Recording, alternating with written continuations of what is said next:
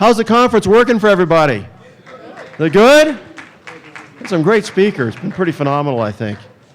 Well, I'm Preston Gibson with XL Energy, and it's my pleasure to introduce the next speaker. Just a couple of things quickly about XL Energy. I promise not to bore you to death with this stuff, but one of the things I think is really impressive about the company is the fact that we have cut our air quality emissions significantly. In fact, if you think about it, a lot of people wring their hands about carbon emissions, and we all do. We're all concerned about the environment. Actually, over the last 10 years, XL Energy has cut carbon emissions by 25%. 25% carbon emission cut, and by 2020, that number will be 35% approximately. So we do it through renewable energy. We do it through energy efficiency programs. In fact, we're the #1 wind energy utility for, 11, 12 years in a row now. Just amazing. We're one of the top 10 in solar capacity, and we have a lot of demand-side management programs, those energy efficiency programs. What I'd like you to do is think about, as economic developers, thinking about using that as a marketing tool. If you're in XL Energy territory, we have about 1.5 million customers gas, 1.5 million customers electric, a little bit less than that, but close to 1.5 million throughout Colorado. But I'll tell you, if you can use that, certainly as an incentive. And what I would also consider asking you to do is placing the link on your website, on your economic development website. Place that link on there and encourage your businesses to take advantage of those essentially incentives that they can use to reinvest into their businesses, whether they reinvest in marketing, personnel, capital equipment, whatever it may be. So please consider doing that. And also, I was going to say a few words about, we do have some outstanding career information on our website. I was going to specifically speak to the students. I did give them a handout, so hopefully they'll be visiting that in the near future. Now, it's my pleasure at this point to introduce our next speaker. And the title is called Best Practice, the Power of Community. And we're joined by Don Haddad. Dr. Don Haddad has been an administrator with the Vrain Valley School District since 2001, when he was hired as a principal at Niwot High School. In 2004, he became executive director of secondary instructions, where he supervised and worked with all secondary level principals. 2006 saw Don take on the role of Assistant Superintendent of Learning Services, then Deputy Superintendent in 2007, ultimately assuming the superintendent position in 2009. St. Vrain has over 32,000 students and over 4,000 employees, all of which Don is responsible for, and he takes that responsibility very seriously. During his 30-year career in education, he has served as a coach, teacher, assistant principal, and principal at all levels. In addition, Don is a past member of the Longmont Chamber of Commerce and of the Board of Directors, and currently serves on the Longmont Area Economic Council Board of Directors. Thank you for that service, sir. We appreciate that greatly. Don was selected as the National Superintendent of the Year by the National Association of School Superintendents in 2013. He was one of 100 superintendents across the nation invited to participate in the Connected Superintendent Summit at the White House in 2014. He was one of 15 educators across the United States to be recognized as a leader to watch by Education Week magazine, a prominent national publication. Under his watch as superintendent, St. Vrain was one of 16 districts nationwide and only one district in Colorado to receive the prestigious Race to the Top grant, which was awarded to St. Vrain, and it was $16.6 million for STEM programming. Additionally, St. Vrain won the highly competitive Invest in Innovation federal grant of $3.6 million for extended school year and received the highest rating in the nation of all grants submitted. Dr. Haddad led 2 successful local ballot initiatives in 2008 and 2012 that support schools. The schools have earned numerous Governor's Distinguished Improvement School Excellence Awards, earned numerous John Irwin School of Excellence Awards, and earned multiple Colorado Schools to Watch Awards. St. Vrain was recognized by the Longmont Chamber of Commerce as the 2012 Large Business of the Year and named the 2013 All-State Board of the Year by the Colorado Association of School Boards. Don has worked hard throughout the community, developing partnerships with elected officials, business and corporate leaders, and many families. An excellent example is his innovative academy partnership with IBM, where students attend summer sessions at IBM and work with IBM engineers. The atmosphere at IBM during these sessions is amazing. Don and St. Vrain have also been honored to host both Cecilia Munoz, Director of the White House Domestic Policy Committee in 2012, and the Arnie Duncan U.S. Secretary of Education in 2014. Wow, that's incredible, incredible accomplishments. You're doing great things, and if anybody here has school children, you might want to consider moving to that school district. I can tell you, if I did, I would. So thank you. Welcome to the stage, sir.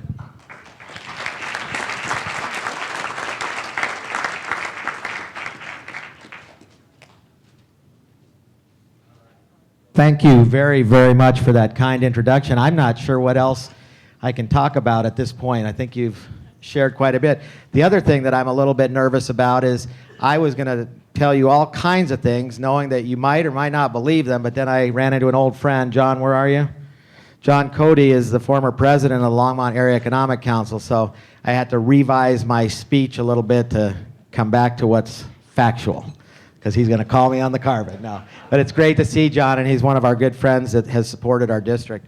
You know, you heard a little bit about the St. Vrain Valley Schools. We're currently one of the largest school districts in the state of Colorado, the 7th largest out of 178, 32,000 students, and right now we're actually over 4,500 employees, and so it represents the largest business and the largest employer in Boulder County. And this past year, we were recognized by the Longmont Area Economic Council for having the most significant impact on the economy in Longmont. And that was something that we were really, really proud of, because we view ourselves as much more than just an educational institution. And I say just with all due respect. One of the things that we look at when we decide who we want to be and what we want to do is, what are our primary objectives? The first one is to make sure that every one of our 32,000 children gets the very best education so that they can be competitive in what we all know is an extremely, extremely competitive global environment. And the second thing that we see ourselves as in terms of our primary role is making sure that there's a highly skilled, highly qualified workforce for every single business in our community throughout the state and throughout the country. These are the kinds of things that we look at. You know, I have in my office a really important gift that a language arts teacher gave me many years ago when I was the principal at Niwot High School. So actually, I was the principal at Niwot High School, and I was moving to the central office. She gave me a little glass plaque for my desk, and it was a statement by Mark Twain. And it's something that I've always thought about every time the topic of public education comes up. And the statement is this: from our public schools comes the greatness of a nation. When you think about that, from our public schools comes the greatness of a nation. If you have any doubt about the validity of that statement, consider this. 85 to 90% of every one of our students, every one of our children in this country, K through 12, 85 to 90% are enrolled in a public school. So we're not talking about a small cohort. We're talking about our future young adults, our future middle-aged adults, and our future senior citizens. There is no denying that the quality of our schools will in fact determine where this nation goes in the future. So let me tie that into a little bit more with some facts. If you study the U.S. Census Bureau, if you study research from the United States Department of Labor, you will see very, very clearly that the quality of and your ability to earn wages is tied directly to the quantity and the quality of your education. They talk about for every single year of quality education you achieve, you can increase your earnings by up to 10%. On an individual basis, that's significant, but if you look at that collectively in terms of the impact of all these people, thousands and millions of people earning more money because of the quality and the quantity of their education, what that means is that money is going to get reinvested back into the economy to purchase service and goods. We also look at studies from the Organization of Economic Cooperation and Development, and I'm sure most of you know about this organization. It has 34 nations involved, and they study the economy. And what they have shown us very clearly is that the quality and the quantity of your education can increase your productivity by anywhere from 3 to 6%. So if you look at that as one individual, it's significant, but expand that exponentially to every person who's in our workforce. If we've increased their productivity individually and collectively, That means we've lessened our dependency on health care. We've lessened our dependency on welfare. We've lessened the likelihood that our citizens will become incarcerated. Those are tremendous burdens on our economy and our communities. It's about investing. If you look at the reports out of USA Today, they tell you very clearly that the quality of the neighborhood school in your area will increase the value of your home by up to 10%. Now in Longmont, where we're housed, we span out over 411 square miles, so we're more than just in Longmont, but the average home is about $300,000. So we have quality schools, we believe, and what we're able to tell our community is now that $300,000 home is worth $330,000 simply because of the quality of the neighborhood school. That's amazing. $330,000 as opposed to $300,000 simply because you've chosen to invest in your schools. The National Association of School Realtors, they tell you every day of the week the two things that people want to know about when they move into a community. Tell me about public safety and tell me about your public school. Those are the two things, and depending on the answer, the value of the home will either rise or it will fall. When I was the principal at Niwot High School, every year, without fail, the realtors in the area would come to visit with me. They would want to know how we were doing because there was a direct tie to the quality of the home and the ability to sell that home at a higher value. The impact of education is not just about pre-K through 12. It extends to higher education. I was recently reading an article, and it talked about powerful schools, powerful universities and college, and the impact that they have on the economy and on innovation. And it cited two specific schools in our state, the University of Colorado and Colorado State University. It was out of the 2015 profile for economic development and market facts. And what they shared was that the University of Colorado alone was responsible for putting $5.3 billion back into the economy. And Colorado State University was responsible, in terms of their alumni, for $5.2 billion worth of earnings, which amounts to about 3% of the total earning capacity of every citizen in Colorado. That's amazing in terms of the impact. So this pre-K through 16 system, you're beginning to see how it shapes up to be the institution, perhaps only second to parenting, that will determine the future of our country. This institution of public education is only second to parenting in terms of the outcome of our nation. Now, people oftentimes say, absolutely, I want a great community. Absolutely, I want the highest value. But on the other hand, they say, I want it to come at the lowest cost. And the reality is there is nothing that you can invest in at a below than adequate level and hope to achieve something at the highest level. And that's what we've tried to do with public education. We want a great education system, but we don't want to invest in it. It does not work that way. You want to buy a good home? You pay for a good home. You want to buy a good car? You pay for a good car. You want a great education system? You have to invest in a great education system. That's simply the way it works. You know, we were going for a couple of mill levy overrides back in 2008, was our first one that we ever passed.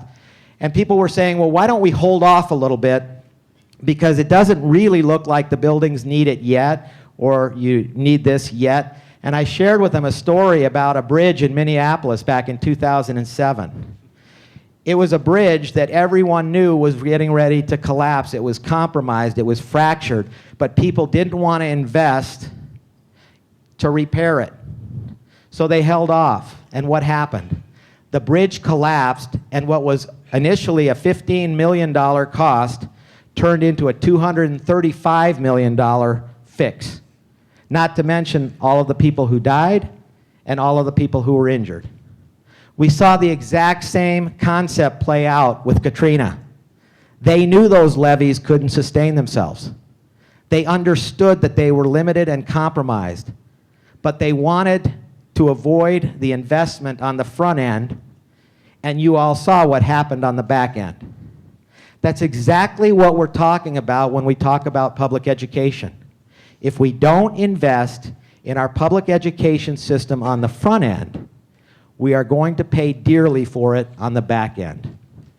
Now I want to shift a little bit and talk a little bit about St. Vrain, because I always ask, can I brag about the teachers? Can I brag about our students? Can I brag about everyone in our community that's made up this amazing school district? In 2002, we went through a financial crisis. I was the first year principal at Niwot High School, and I learned that the district was now $14 million in the hole because of fiscal mismanagement. A new superintendent came in, and they realized, because Mike Kaufman, the treasurer of the state at that point in time, loaned us $14 million so that we could stay in business. Well, the new superintendent decided we need to float a mill levy override to try to rebuild a foundation of fiscal strength. And they went out to the community, and the mill levy override failed. And so the following year, they decided we've got to do this again. They went out to the community again, and it failed again.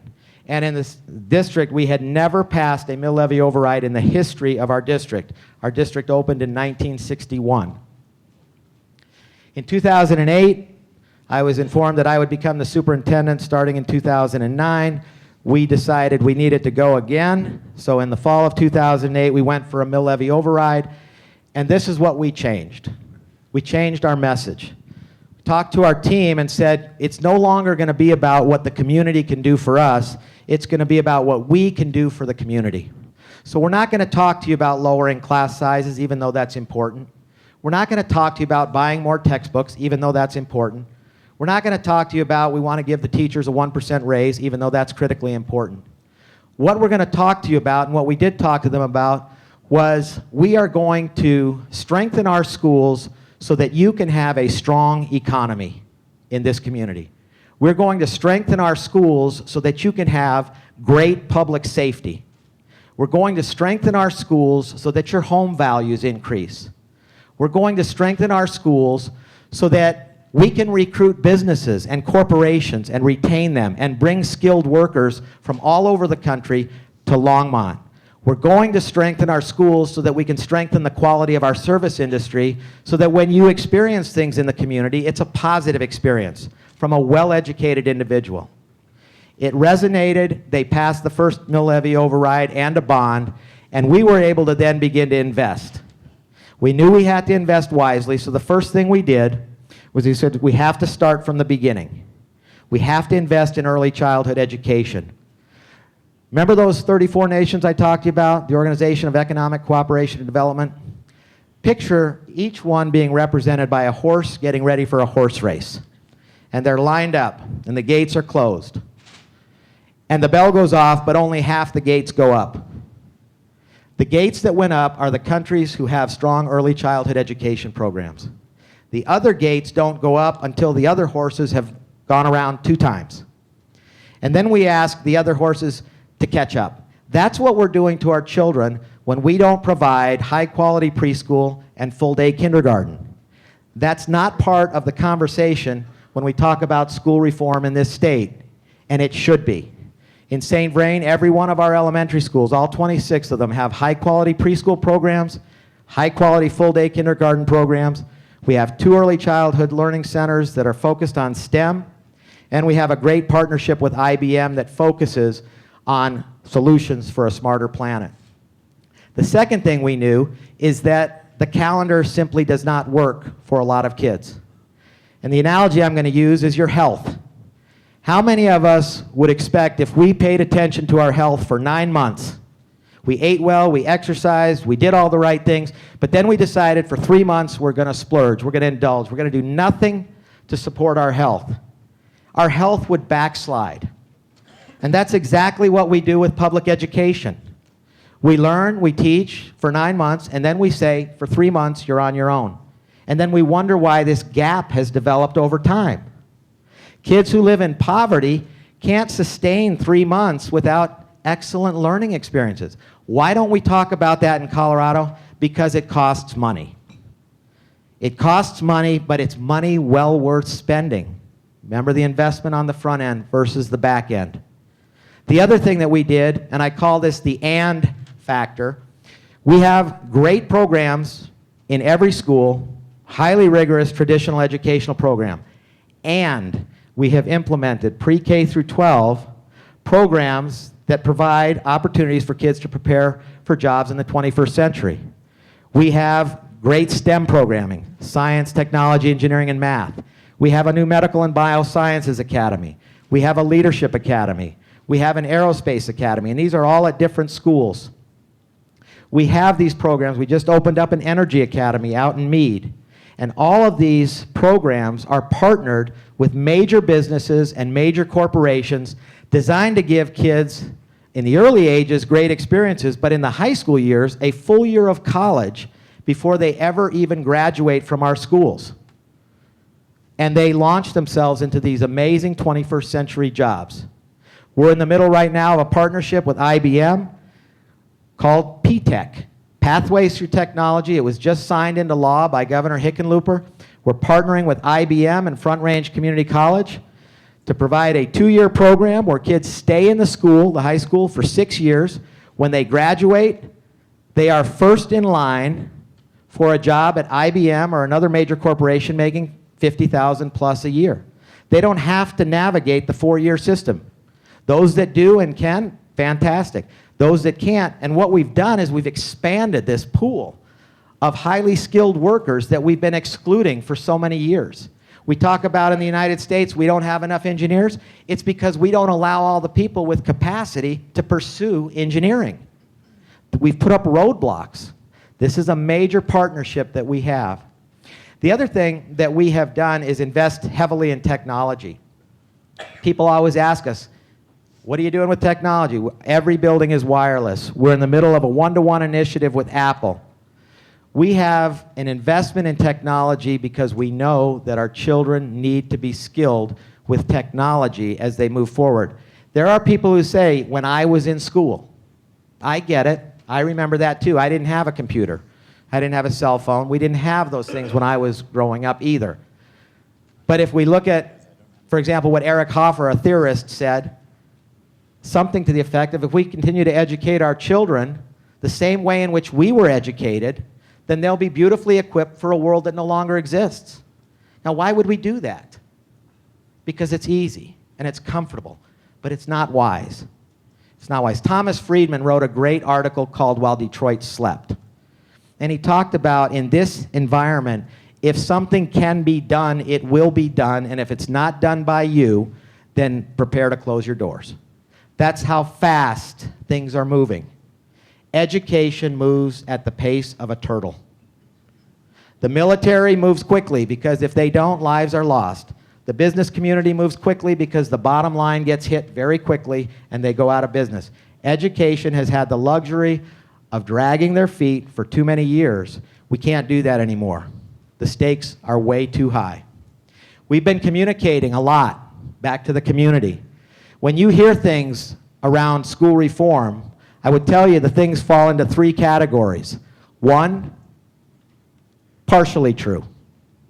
Well, we'll say there are some things that are completely true. 2, some of the things you hear are partially true.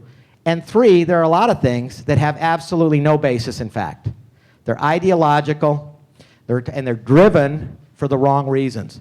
So we communicate a lot with our parents, with our business community, with our elected officials to make sure that they understand clearly why we're doing what we're doing.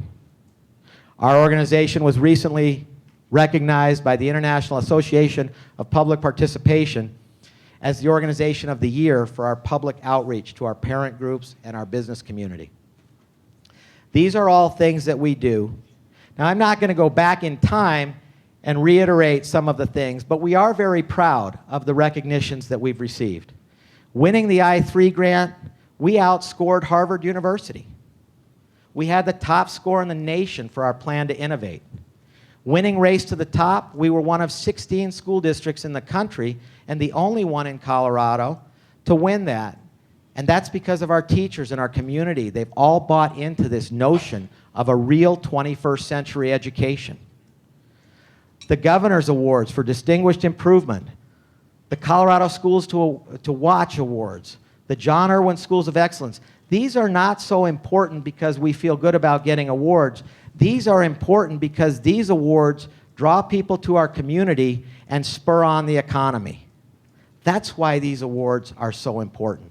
That's why the way in which we're educating our children is so important. You know, I started with that quote, "From our public schools comes the greatness of a nation." And I'm going to close with a quote from John F. Kennedy, because I think he just captures the essence of what we mean when we talk about the importance of public education. He said, "Our nation's progress can be no swifter than our progress in education, because our fundamental resource is the human mind." Our nation's progress can be no swifter than our progress in education. So the last thing I'll leave you with is a question. As long as we know that, why will we not invest in it? It's a question to ponder and a question to process. I want to thank you very, very much for the opportunity to speak with you. I appreciate any opportunity I get to talk about public education because it's a passion of mine. Going into my 31st year, people say, "How long are you going to do this?" As long as I continue to love it, and I do. So thank you very much for giving me the opportunity to speak with you today.